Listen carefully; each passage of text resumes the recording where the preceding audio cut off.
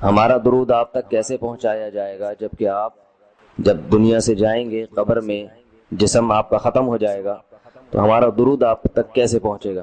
تو آپ صلی اللہ علیہ وسلم نے فرمایا ان اللہ حرم علی الارض اجساد الانبیاء، اللہ تعالیٰ نے پیغمبروں کے جسموں پر زمین پر پیغمبروں کے جسموں کو حرام کر دیا۔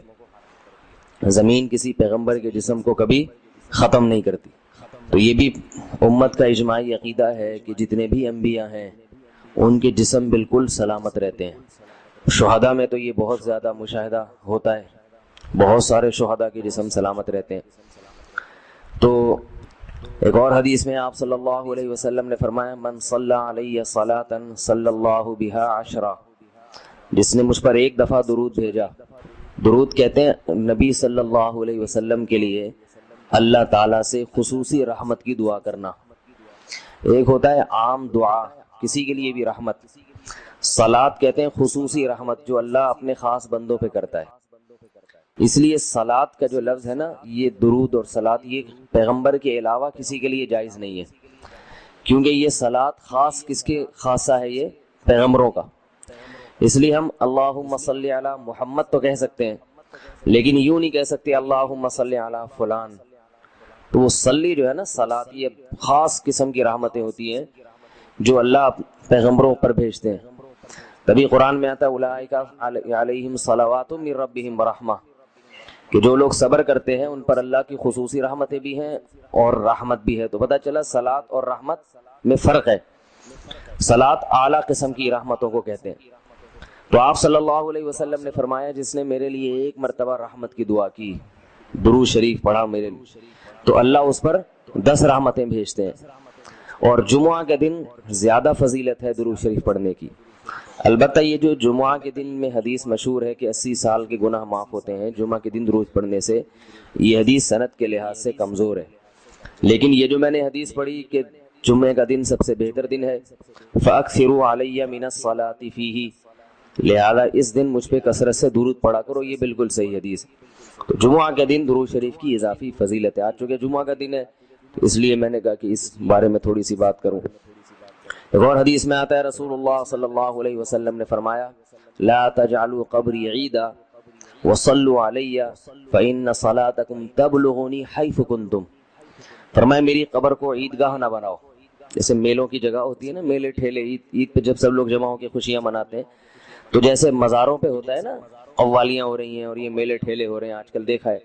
تو پہلے زمانے میں بھی جب کوئی نیک آدمی دنیا سے جاتا تھا تو لوگ اس کی قبر پہ دھرنے مار کے بیٹھ جاتے تھے، اور وہ مجاور اور یہ سب جو ہمارے یہاں ہوتا ہے۔ تو آپ صلی اللہ علیہ وسلم نے منع کیا کہ میری قبر کے ساتھ یہ کچھ مت کرو، البتہ مجھ پہ درود پڑھا کرو، اور فرمایا کہ تم جہاں سے بھی درود پڑھو گے یہ مجھ تک پہنچے گا۔ اور حدیث میں رسول اللہ صلی اللہ علیہ وسلم نے فرمایا ما من احد یسلم علی الا رد اللہ علی روحی فارد علیہ، کہ جب بھی کوئی مجھ پر سلام بھیجتا ہے اللہ میری روح کو میرے جسم میں لوٹاتے ہیں اور میں اس کے سلام کا جواب دیتا ہوں۔ اب یہ کیسے ہوتا ہے؟ چونکہ یہ برزخ کی زندگی میں ہے، لہذا اس کی کیفیات میں اور گہرائی میں جانے کی اجازت نہیں ہے۔ جیسے اللہ بہتر سمجھتے ہیں یہ ہوتا ہے، اس کی حقیقت کا ہمیں علم پوری طرح نہیں ہے، برزخی زندگی ہے۔ اور حدیث میں آتا ہے رسول اللہ صلی اللہ علیہ وسلم نے فرمایا کہ رغم انف رجل ذکرت عنده فلم يصلی علی، اس شخص کی ناک خاک آلودہ ہو جائے جس کے سامنے میرا نام لیا جائے، میرا تذکرہ ہو اور وہ مجھ پہ درود نہ پڑھے۔ ایک اور حدیث میں آپ صلی اللہ علیہ وسلم نے فرمایا البخیل من ذکرت عنده فلم يصلی علی، وہ شخص کنجوس ہے، بخیل ہے جس کے سامنے میرا نام آئے اور مجھ پہ درود نہ پڑھے۔ یعنی اتنی بڑی شخصیت اور اتنے بڑے محسن اعظم کا تذکرہ آ رہا ہے اور اس کی زبان سے دعا بھی نہیں نکلتی، تو اس سے بڑا کنجوس دنیا میں کون ہو سکتا ہے؟ ایک اور حدیث میں آپ صلی اللہ علیہ وسلم نے ایک شخص کو دعا مانگتے ہوئے دیکھا جس نے درود شریف پڑھے بغیر دعا شروع کر دی، تو آپ صلی اللہ علیہ وسلم نے فرمایا اس نے دعا میں جلدی کی ہے۔ پھر فرمایا تم میں سے جب کسی شخص کو دعا مانگنی ہو تو پہلے اللہ کی حمد و ثنا پڑھے، پھر مجھ پر درود بھیجے۔ قرآن مجید میں بھی اللہ نے حکم دیا ان اللہ و ملائکتہ یصلون علی النبی، کہ اللہ اور اس کے فرشتے، اللہ بھی رحمت بھیجتے ہیں اور فرشتے بھی رحمت کی دعا کرتے ہیں۔ یا ایھا الذین آمنوا صلوا علیہ وسلموا تسلیما، اے ایمان والو تم بھی محمد صلی اللہ علیہ وسلم پر درود بھیجا کرو اور سلام بھیجا کرو۔ درود اور سلام میں فرق یہ ہے کہ درود اللہ کی رحمت اور سلامت کہتے ہیں کہ ہر برائی سے، ہر مشکل سے، ہر مصیبت سے بچائیں۔ تو کمال جبھی ہوتا ہے جب اللہ ہر شر سے بچا لیں اور اضافی رحمتیں بھی بھیجیں۔ تو علماء نے درود شریف کی حکمتوں میں لکھا ہے کہ درود شریف جو اللہ نے ہمیں پڑھنے کا حکم دیا، اس کی بنیادی وجہ تو سب کو معلوم ہے کہ سب سے زیادہ احسانات اس کائنات میں اللہ کے بعد کس کے ہیں؟ محمد صلی اللہ علیہ وسلم۔ تو آپ صلی اللہ علیہ وسلم کے احسانات سب سے زیادہ ہیں انسانیت پر۔ انسان کو انسان آپ صلی اللہ علیہ وسلم نے بنایا، اور اہل اسلام تو سب سے زیادہ ان احسانات کے تلے دبے ہوئے۔ تو ہم کوئی بھی عبادت اگر کر رہے ہیں، دعا بھی اگر مانگ رہے ہیں، تو یہ بھی کس کی وجہ سے توفیق مل رہی ہے؟ نبی صلی اللہ علیہ وسلم، کیونکہ آپ صلی اللہ علیہ وسلم نے ہی یہ ساری چیزیں سکھائی ہیں۔ تو ہر کام میں حکم یہ ہے کہ بھائی جس کا احسان ہے، جس کی وجہ سے تمہیں یہ رہنمائی ملی، پہلے اس کا بھی تو کچھ خیال کرو، اس کا بھی جو ہے نا اللہ سے اس کے لیے دعا مانگو تاکہ تمہاری طرف سے بھی کچھ شکر ہو۔ دوسری بات علماء نے لکھی ہے کہ اس میں حکمت یہ ہے کہ درود شریف پڑھنے سے توحید کا عقیدہ مضبوط ہوتا ہے۔ وہ توحید، درود شریف نبی سے دعا نہیں ہے بلکہ اللہ سے دعا ہے، کس کے لیے؟ نبی کے لیے۔ تو پتہ یہ چلا کہ نبی پر بھی اللہ کی رحمتیں ہوں گی، اور دعا کون مانگ رہا ہے؟ ہم مانگ رہے ہیں۔ تو اس میں نبی سے مانگنے کا دروازہ بند کر دیا کہ نبی سے مانگنے کا اسلام میں کوئی تصور نہیں ہے، بلکہ نبی کے لیے بھی اللہ سے مانگا جائے گا۔ تو جب نبی کے لیے بھی اللہ سے مانگنے کا حکم ہے تو اپنے لیے نبی سے کیسے مانگنے کا حکم ہو گیا؟ سمجھ میں آ رہی ہے بات کہ نہیں آ رہی؟ یعنی نبی کے لیے بھی کس سے مانگنے کا حکم ہے؟ اللہ سے۔ تو اپنے لیے کس سے مانگیں گے؟ بطریق اولا، بطریق اولا ہم پھر اللہ سے مانگیں گے۔ تو اس سے عقیدہ توحید مضبوط ہوتا ہے۔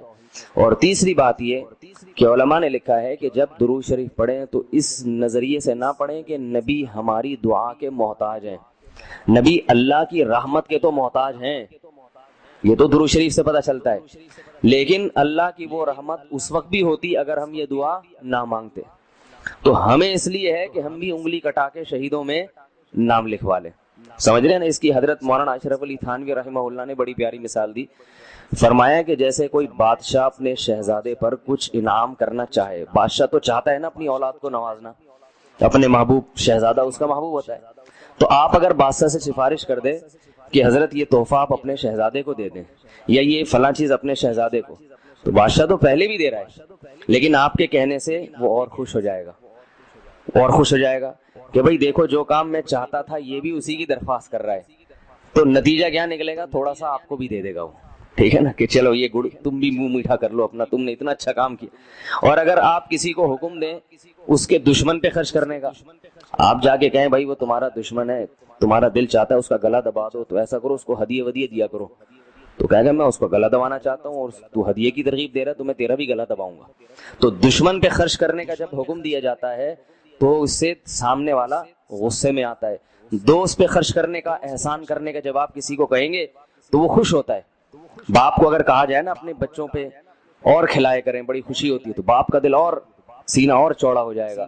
تو ایسے ہی اللہ تعالیٰ کو اپنے رسول صلی اللہ علیہ وسلم سے محبت ہے۔ اللہ تو خصوصی رحمتیں بھیجیں گے ہی، لیکن ہم اگر اللہ سے درخواست کر دیں گے کہ اللہ تو خصوصی رحمتیں بھیج، تو اس میں تھوڑی سی ہماری بھی کیا ہو جائے گی؟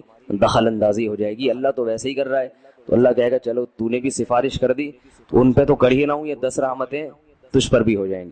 اور چوتھا فائدہ کیا ہے درود شریف پڑھنے کا؟ کہ انسان کے دل میں محمد صلی اللہ علیہ وسلم کی محبت بڑھتی ہے۔